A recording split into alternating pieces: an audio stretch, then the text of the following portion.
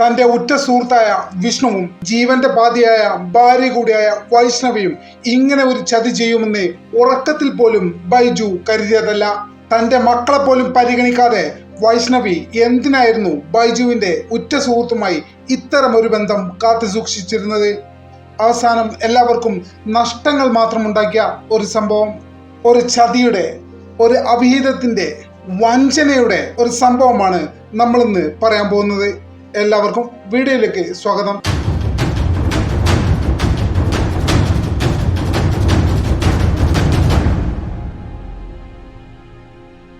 പ്രിയപ്പെട്ടവരെ, ചാനൽ ഇതുവരെ സബ്സ്ക്രൈബ് ചെയ്തിട്ടില്ലെങ്കിൽ ഇപ്പോൾ തന്നെ സബ്സ്ക്രൈബ് ചെയ്ത് പിന്തുണ തരണമെന്ന് വളരെ വിനീതമായി അഭ്യർത്ഥിക്കുന്നു. മരമുറി തൊഴിലാളികളായിരുന്നു ബൈജുവും വിഷ്ണുവും. ഇരുവരും ബാല്യകാലം മുതലേ അടുത്ത സുഹൃത്തുക്കൾ. നമ്മൾ സാധാരണഗതിയിൽ ചങ്ക് എന്നൊക്കെ പറയുന്ന വാക്കിന് ഇതിനോളം പോന്ന രണ്ട് സുഹൃത്തുക്കൾ.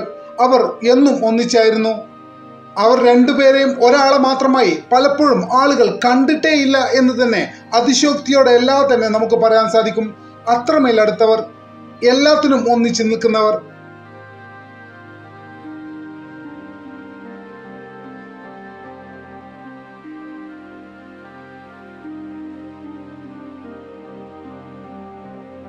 ഒടുവിൽ തന്റെ കൂട്ടുകാരനെ പിരിയാൻ ബുദ്ധിമുട്ടുള്ളത് കാരണം കൂട്ടുകാരന് സ്വന്തം വീടിനടുത്ത് വാടക വീട് ശരിയാക്കി കൊടുത്തതായിരുന്നു ബൈജു. അങ്ങനെ കൂട്ടുകാരൻ വിഷ്ണുവിനെയും കുടുംബത്തെയും ബൈജുവിന്റെ വീടിന്റെ തൊട്ടടുത്തുള്ള വാടക വീട്ടിലേക്ക് മാറ്റിയതും ബൈജു ആയിരുന്നു. അത്രമേൽ സ്നേഹവും വിശ്വാസവുമായിരുന്നു ബൈജുവും വിഷ്ണുവും തമ്മിലുണ്ടായിരുന്നത്. വിഷ്ണു അവിവാഹിതനായിരുന്നു. ബൈജു വിവാഹിതനും രണ്ട് കുട്ടികളുടെ പിതാവുമാണ്. വൈഷ്ണവി എന്നായിരുന്നു ബൈജുവിന്റെ ഭാര്യയുടെ പേര്. അന്നൊരു ദിവസം ജോലി കഴിഞ്ഞ് വീട്ടിലെത്തിയതായിരുന്നു ബൈജു. ക്ഷീണിതനായ ബൈജു അല്പം ഭക്ഷണം കഴിക്കാമെന്ന് കരുതി അടുക്കളയിലേക്ക് വൈഷ്ണവി എന്ന് വിളിച്ചുകൊണ്ട് പ്രവേശിച്ചു. പക്ഷേ വൈഷ്ണവിയെ അങ്ങെങ്ങും കാണുന്നില്ല. ബൈജു അവളെ ഉറക്കെ വിളിക്കുകയുണ്ടായി. പക്ഷേ മറുപടി ഒന്നും ലഭിക്കുന്നില്ല. പിന്നീട് ബെഡ്റൂമിലേക്ക് നീങ്ങിയ ബൈജു കണ്ടത് തന്റെ ബെഡിൽ ഇരുന്നു കൊണ്ട് വൈഷ്ണവി എന്ന തന്റെ സ്വന്തം ഭാര്യ ഹെഡ്സെറ്റ് വെച്ചുകൊണ്ട് ആരോടോ സംസാരിച്ചു കൊണ്ടിരിക്കുകയാണ്. ആർക്കോ വാട്സപ്പിൽ സന്ദേശങ്ങൾ കൈമാറിക്കൊണ്ടിരിക്കുകയാണ്. സത്യത്തിൽ ഈ ഒരു പ്രക്രിയയിൽ ആയതുകൊണ്ട് തന്നെ ബൈജു വൈഷ്ണവിയെ വിളിച്ചത് വൈഷ്ണവി കേട്ടിട്ടില്ലായിരുന്നു. ഈ കാഴ്ച കണ്ട ബൈജു വൈഷ്ണവിയെ വഴക്ക് പറഞ്ഞു. പെട്ടെന്ന് ബലമായി ഫോൺ പിടിച്ചു വാങ്ങിയ ബൈജു വൈഷ്ണവിയുടെ ഫോൺ മുഴുവനായിട്ട് പരിശോധനയ്ക്ക് വിധേയമാക്കി. അങ്ങനെ ഇരിക്കെയാണ് വാട്സപ്പ് സന്ദേശങ്ങൾ സന്ദർശിക്കുന്നതിനിടയിൽ ബൈജുവിന്റെ കണ്ണ് ഒരു നമ്പറിൽ ഉടക്കിയത്. ആ നമ്പറിലേക്ക് തുടർച്ചയായിട്ട് വൈഷ്ണവി ചിത്രങ്ങളും പ്രണയ സന്ദേശങ്ങളും ചുംബനത്തിന്റെ ഇമോജികളും എല്ലാം അയച്ചിരിക്കുന്നു. ആരാണ് ഇത് എന്ന് വ്യക്തമായി പരിശോധിച്ചപ്പോൾ ബൈജുവിന് ഒരു കാര്യം മനസ്സിലായി. തന്റെ ഉറ്റ സുഹൃത്തും ബാല്യകാല സുഹൃത്തും എല്ലാത്തിനും കൂടെ ഉണ്ടായിരുന്ന വിഷ്ണുവിനാണ് വൈഷ്ണവി ഇത്തരത്തിലുള്ള മെസ്സേജുകൾ ചെയ്തിരിക്കുന്നത്. പെട്ടെന്ന് ഇത്തരം കാഴ്ച കണ്ട ബൈജു അങ്ങേയറ്റം പ്രകോപിതനായി. കേവലം മെസ്സേജ് കണ്ടത് കൊണ്ട് മാത്രമല്ല ബൈജു പ്രകോപിതനായത്, അതിന് മറ്റൊരു കാരണം കൂടിയുണ്ട്. അതിന് കുറച്ചു കാലം പിന്നോട്ട് പോകേണ്ടതുണ്ട്. അന്ന് അയൽക്കൂട്ട കൂട്ടായ്മയിൽ നിന്ന് ഏകദേശം 1 ലക്ഷം രൂപയോളം വായ്പ എടുത്തിട്ട് വൈഷ്ണവി വിഷ്ണുവിന് നൽകിയിരുന്നു. ഇത് ബൈജുവിനോട് പറയാതെയായിരുന്നു വൈഷ്ണവി ചെയ്തിരുന്നത്. കാലക്രമേണ ബൈജു ഈ വിവരം അറിയുകയും വൈഷ്ണവി ഈ പണം വിഷ്ണുവിന് നൽകിയതാണെന്ന് സമ്മതിക്കുകയും ചെയ്തു. ഇങ്ങനെ ഒരു മുൻകാല ചരിത്രം കൂടി ഉള്ളത് കൊണ്ട് തന്നെ ഇപ്പോഴത്തെ ഈ സംഭവം ബൈജുവിന് തന്റെ കലി അടക്കാൻ സാധിച്ചില്ല.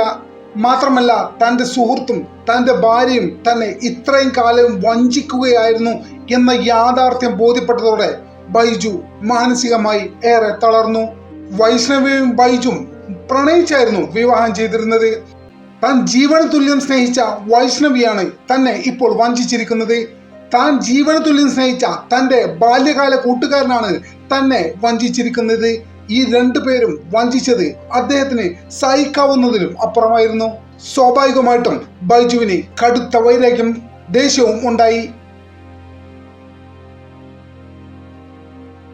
സകല നിയന്ത്രണങ്ങളും നഷ്ടപ്പെട്ട ബൈജു വീട്ടിലിരുന്ന ഒരു വാക്കത്തിയെടുത്ത് വൈഷ്ണവിക്ക് നേരെ വീശി. ഭയന്നുപോയ വൈഷ്ണവി വീട്ടിൽ നിന്ന് ഓടി രക്ഷപ്പെട്ടു പോയത് ബൈജുവിന്റെ കൂട്ടുകാരൻ കൂടിയായ വൈഷ്ണവി സന്ദേശം അയച്ച വിഷ്ണുവിന്റെ വാടക വീട്ടിലേക്കായിരുന്നു.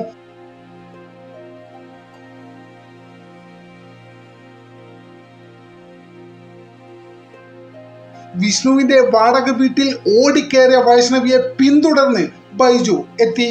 രക്ഷപ്പെടാൻ വേണ്ടി സിറ്റ് ഔട്ടിലെ വാതിലിന് ശക്തമായി വൈഷ്ണവി മുട്ടിയെങ്കിലും പെട്ടെന്ന് ആ വാതിൽ ആ നേരം തുറക്കപ്പെട്ടില്ല. അപ്പോഴേക്കും ബൈജു വാക്കത്തിയുമായി വൈഷ്ണവിയുടെ പുറകെ തന്നെ എത്തിയിരുന്നു.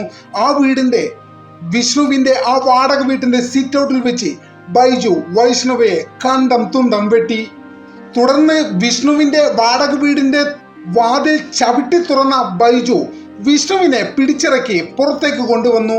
തൻ്റെ മകനെ ഒന്നും ചെയ്യല്ലേ എന്ന് പറഞ്ഞുകൊണ്ട് നിലവിളിച്ചുകൊണ്ട് വിഷ്ണുവിന്റെ അമ്മയും തൊട്ട് പുറകെ എത്തി.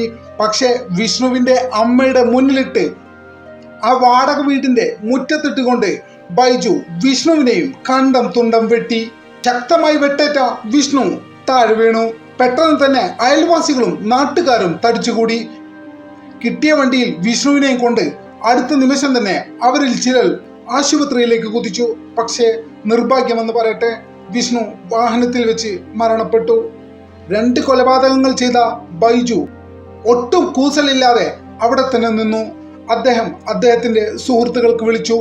പോലീസിനെ ബൈജു തന്നെ വിളിച്ചു. പോലീസിനോടും സുഹൃത്തുക്കളോടും ഉണ്ടായ കാര്യങ്ങൾ ബൈജു വളരെ വ്യക്തമായി പറയുകയുണ്ടായി. മിന്നൽ വേഗതയിൽ സ്ഥലത്തെത്തിയ പോലീസിന് ബൈജു കീഴടങ്ങി. അന്ന് ഈ വാർത്ത പറഞ്ഞ സമയത്ത് സോഷ്യൽ മീഡിയയിലൊക്കെ ബൈജുവിനെ അനുകൂലിച്ചുകൊണ്ട് നിരവധി പേരാണ് രംഗത്തെത്തിയത്. ഒരു പക്ഷേ 90% അധികം പേർ ബൈജുവിന് ഈ 2 കൊലപാതകങ്ങൾ ഇരട്ട കൊലപാതകങ്ങൾ നടത്തിയ ബൈജുവിനെ അനുകൂലിക്കുകയാണ് ഉണ്ടായത്. പക്ഷേ നമ്മൾ ഒരു കാര്യം മനസ്സിലാക്കണം, വിശ്വാസവഞ്ചനയ്ക്ക് പ്രതികാരമായി ചെയ്യുന്ന ഈ നടപടി ഒരിക്കലും ഒരു പരിഹാരമാകുന്നില്ല. ബൈജുവിന്റെ പ്രവൃത്തി അനാഥമാക്കിയത് അദ്ദേഹത്തിന്റെ 2 മക്കളെ കൂടിയാണ്. ഒരു നിമിഷത്തെ വൈകാരിക പ്രകടനം ആണെങ്കിൽ പോലും യഥാർത്ഥത്തിൽ ബൈജുവിന്റെ ജീവിതവും ഇത് ഇരുട്ടിലാക്കി. വഞ്ചനക്കുള്ള പ്രതിവിധി അക്രമമല്ല. ഇത്തരത്തിലുള്ള കൃത്യങ്ങൾ ഒരിക്കലും ഒരു ശാശ്വത പരിഹാരം ആകുന്നുമില്ല. നമ്മുടെ ചാനൽ ഇതുവരെ സബ്സ്ക്രൈബ് ചെയ്യാത്ത സുഹൃത്തുക്കൾ ഇപ്പോൾ തന്നെ സബ്സ്ക്രൈബ് ചെയ്ത് പിന്തുണ തരണമെന്ന് വളരെ വിനീതമായി അപേക്ഷിക്കുന്നു. മറ്റൊരു വീഡിയോയുമായി ഒട്ടും വൈകാതെ തന്നെ കാണാമെന്ന പ്രതീക്ഷയോടെ തൽക്കാലത്തേക്ക് വിട പറയുന്നു. നന്ദി.